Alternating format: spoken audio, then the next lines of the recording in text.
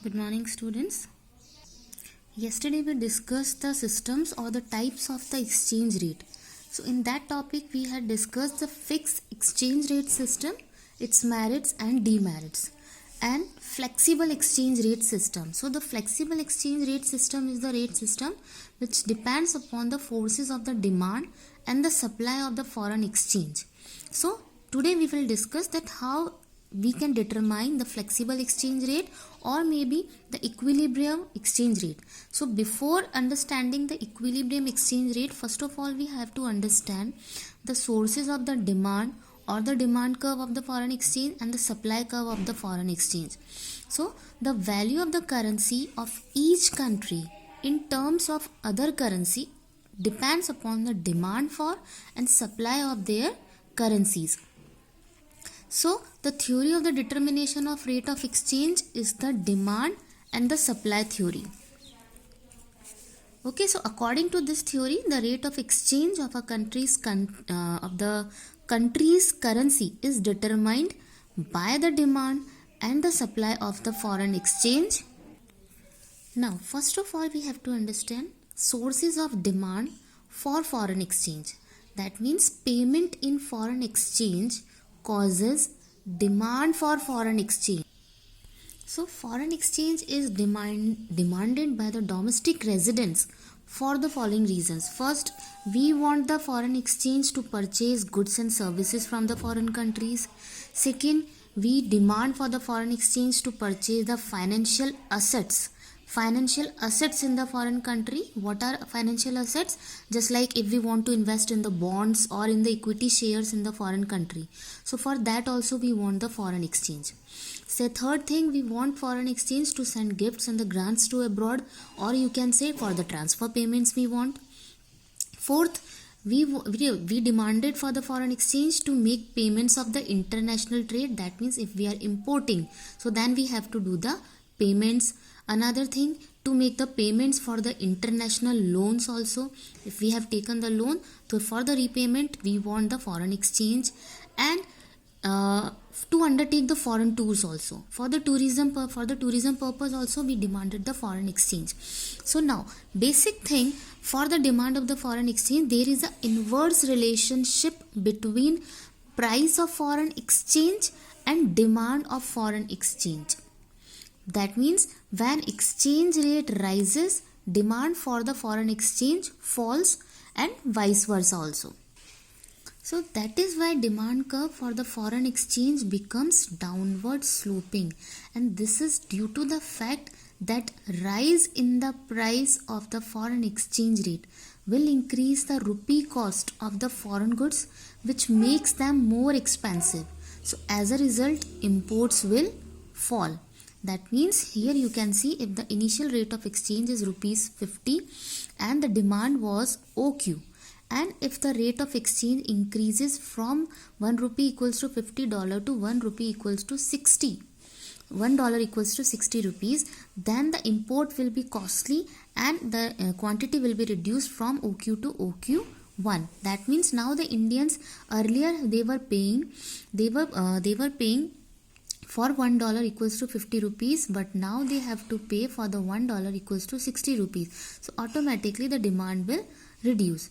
Similarly, if the rate of exchange falls, suppose foreign exchange rate falls, it means the imports or etc. have become cheaper, because now people have to pay less. That means now earlier they were paying $1 equals to 50, but now they have to pay only $1 equals to 40 rupees. So now the quantity will increase, their imports will increase, their foreign tourism will increase, their investment in the foreign countries will increase. So as a result, demand for import rises, tourism abroad is promoted, etc.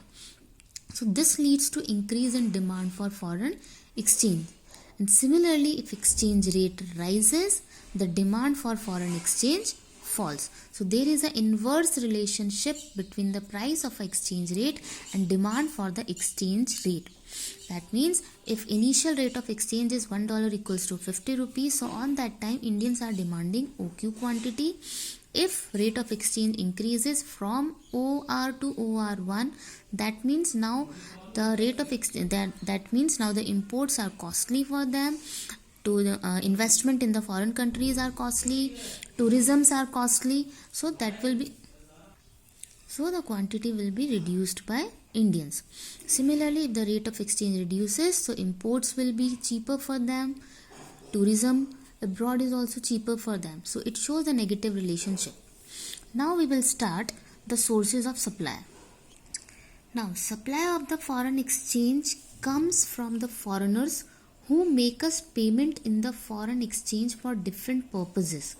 So what are the causes, the factors which causes supply of the foreign exchange? First, exports of the country to the rest of the world. Second, direct foreign investment, that means when foreigners invest in the bonds and the equity shares in our country. Third, direct purchase of the goods and the services by the non-residents in the domestic country, in the domestic market. This is also a source of the supply. We can say remittance. Remittance is like gifts and the grants or maybe the transfer payments by the non-residents, those who are living in the rest of the world or maybe in the foreign countries. So these are the sources of supply. Now, there is a direct relationship between the price of the foreign exchange rate and the supply of the foreign exchange. So that means when exchange rate rises, the supply for the foreign exchange also rises, and if the exchange rate decreases, the supply of the foreign exchange also decreases. So this is why the supply curve is upward sloping. Now, why this is due to the fact that means that the rise in the price of the foreign exchange, like if the initial rate of exchange, that is $1 equals to 50 rupees, on that time the quantity is, supply of the foreign exchange is OQ. So the rise in the price of the foreign exchange makes home country's goods cheaper to the foreigners since the rupee is depreciating in value. That means earlier the foreigners were able to purchase the commodity, that means they were spending $1, and in the $1 they were able to purchase the commodity of 50 rupees. But now if the rate of exchange is increased from OR to OR1, that means $1 equals to 60 rupees, that means by spending the $1 they are able to purchase the commodity of 60 rupees, and earlier they were spending the $1 but they were able to purchase the commodity of 50 rupees. So the quantity will increase. That means the demand for exports will increase. Thus the supply of foreign exchange will also rise. Similarly, if the exchange rate decreases from $1 equals to 50 to $1 equals to 40, our exports become costly for them. So it reduces our exports, because earlier they were able to purchase the commodity of 50 rupees by spending the $1, but now they are able to purchase the commodity of rupees 40 only by spending the $1. So the exports will reduce, the quantity will reduce.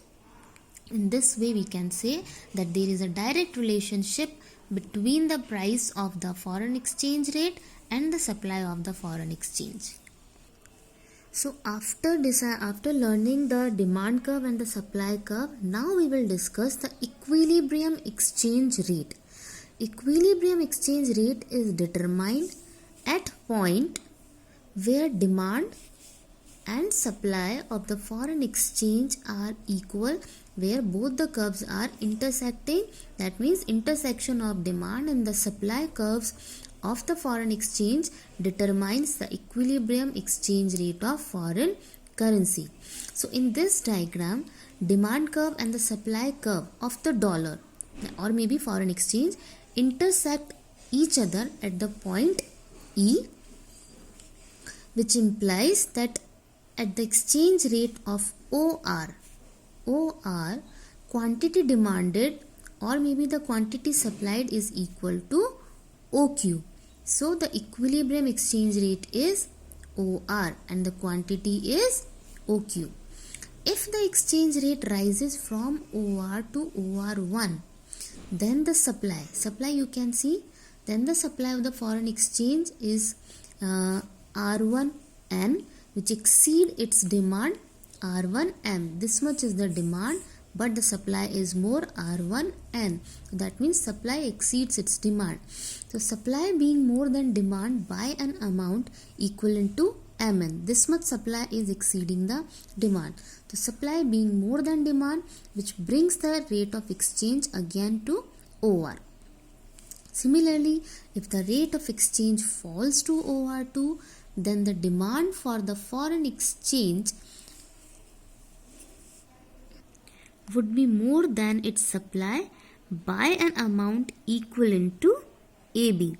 So demand being more than supply brings rate of exchange to OR. This much demand is more than the supply, which will again bring the equilibrium point to E point. So ultimately the foreign exchange rate will be will set at the point where the demand and the supply curve intersect.